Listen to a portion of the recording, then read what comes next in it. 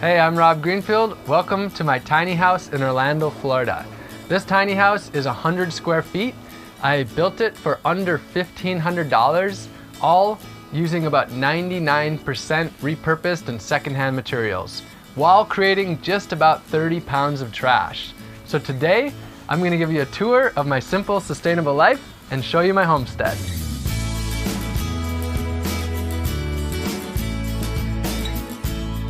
So as you can see, 100 square feet is pretty small. It's just 10 by 10. And some of you might be thinking, isn't this just a shed? Well, I designed it to look like a shed, basically, so that it would be within basic building codes. The most important thing is the bed. A lot of my life is outdoors, and this is really just about having a comfortable place. Underneath the bed is storage for my basic stuff. A big part of this place really is food. It's for storing food and processing food and such. Over here, this is a bounty of pumpkins from my garden. Here is the fermentation station, making jun, which is like kombucha, apple cider vinegar, fire cider, honey wine and such. Here I have my bookshelf, a lot of books about how to grow food and live sustainably. And then if we come over here, a lot more food. My project that I'm focusing on right now is 1 year of growing and foraging 100% of my food. And so that's really the centerpiece of everything that I'm doing while I'm here in Orlando for about 2 years. So fruits and veggies that I've harvested from my garden and from foraging. Up here, honey from my bees. I harvested about 75 pounds of honey, somewhere around there this fall. I don't have a whole lot of possessions. I aim to live pretty simply. This is all my clothes on this shelf and then some of my basic items. So the desk I built out of leftover materials from the build and pallet wood. 99% of this house is built with secondhand materials and repurposed materials. The floors, for example, were from a house that flooded, and this was stuff they were getting rid of, throwing away. The bed is leftover wood and also flooring. The burlap that I'm using for the walls is from a leftover craft project. One thing I should mention is the house isn't 100% done, so a bit of a work in process still, but good enough to be able to show you the place. Really important thing is my deep chest freezer. This year I'm growing and foraging 100% of my food, so this is a really important thing for being able to store a lot of food. And that brings me to electricity. My original plan here was to live off the grid like I did in my first tiny house in San Diego. But with this project, I found that it just wasn't quite the right match to be completely off the grid. And I'm only using about $100 worth of electricity per year. So since I'm here just for 2 years, it didn't necessarily add up to put a large solar system here when I'm using such a tiny amount of electricity. So what I have is just an extension cord that's running from here on the property. So that's pretty much the inside of the house. It's quite simple. There's not a lot to say about it because most of my time is spent outdoors, in the garden, in my community. And so let's move on to the outside. I really like having an outdoor kitchen because I enjoy being outside, and also when I spill things on the ground, they just soak right in, which means a lot less cleanup. This kitchen was built using leftover materials from the tiny house build, and I have a light that runs here on top. It's pretty simple. Has a battery which I can either charge using my small solar panel, or it can be charged inside. I actually have 4 ways of cooking food. The first is a not sustainable form, and the other 3 are renewable energy forms. So the first one is just using a basic propane camp stove. I'm working to move away from that completely so that I'm using all alternative energy. The main replacement for that is a home biogas stove. So this actually converts food waste into methane, which can then be used to cook with, and I'll show you that. Secondly is a solar oven, which just uses the sun, which we have plenty of, to cook. And then third over here is my fire pit. So if I'm cooking like large quantities, I have a 5-gallon pot that can go right on top of here. So this is the biogas. It works like a human stomach in many senses. So one thing that happens when we eat, one of the byproducts is gas, of course. So how can you trap that gas and actually use it for something good? How it works is you simply put food waste into it. I get a lot of food waste from a local restaurant. Simply put the food waste into here. It goes into the stomach. There's bacteria in there, and the byproduct of their digestion is gas. So this up here is a bladder that holds the gas. It's pressurized to push it down. And then just out the back, there is a pipe that goes over to the kitchen and delivers the gas to the stove. Another great byproduct of this system is a bucket full of fertilizer, really nutritious for the plants. So here's the sink. It's extremely simple.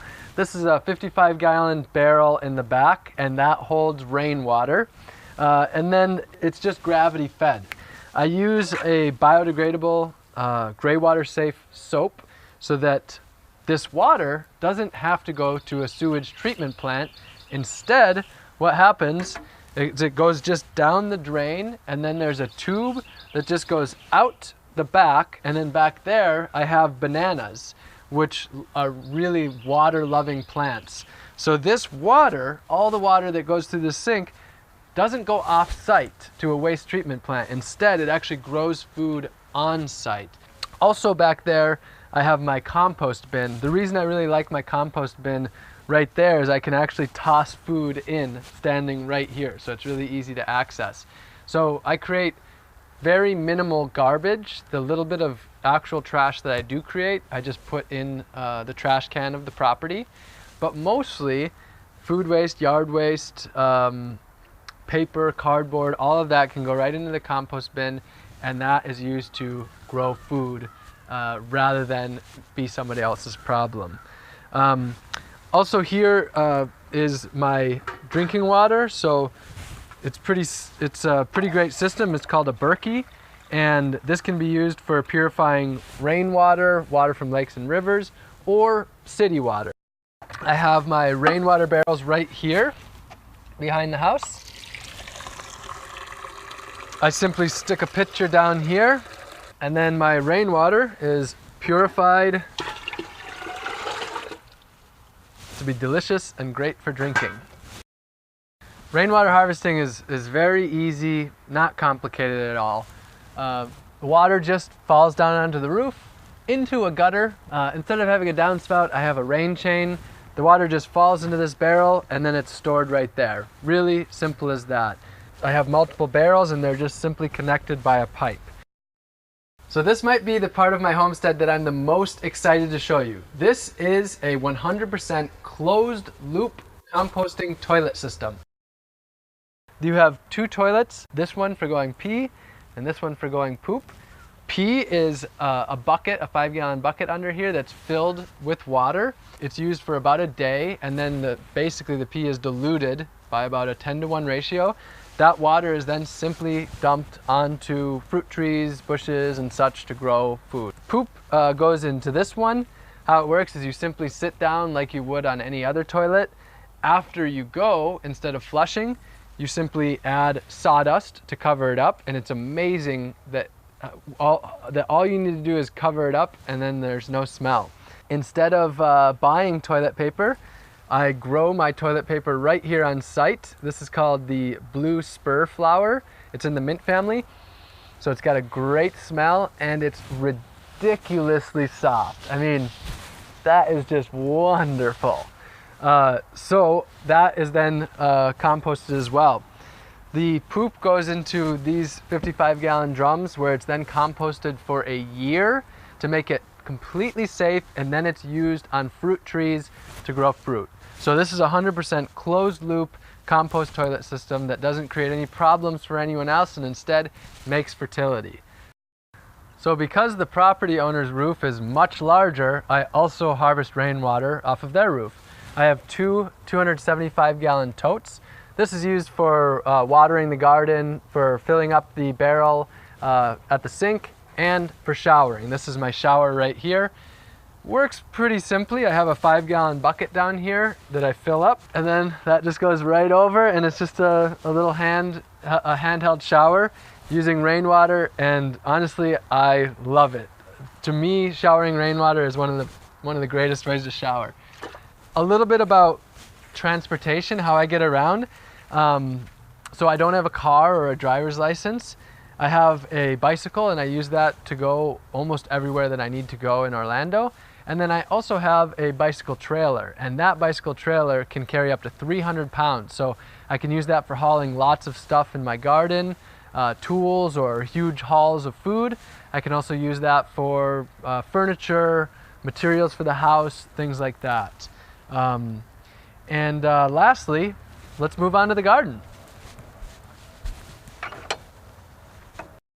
So one of the most frequent questions that I'm asked is, do I own the land? How did I find the land? Do I pay rent? What I've done is a work exchange. So I met someone who's always wanted to live sustainably, who's wanted a homestead for 25 years. And in exchange for me setting up my tiny house on her property for these couple of years, I'm helping her do that. And then everything that I create will be hers for the years to come. So I'm helping her grow her own food. I've turned the whole front yard into a garden. And the tiny house, after I leave, will be hers to use however she wants. So it's a exchange rather than a monetary transaction. We don't have a monetary transaction. Instead, it's how can we work together to meet each other's needs? And that's what my life is all about. Reducing the ways that we have to work for money, and instead, how can we work together to help each other out? There is a lot going on here, and I can't possibly squeeze it all into one video. But if you have a desire to live in a way that's better for the earth, your community, and yourself, then I am here at your service, and there'll be plenty more videos to come. If you were inspired and you got something out of this, then I would really encourage you to subscribe and stay in touch. I love you all very much, and I'll see you soon. Oh, one thing to mention, this is a little squatty potty that I made. It's really, it's known that having your legs raised at this angle is much better for pooping. So anyway, wanted to mention that.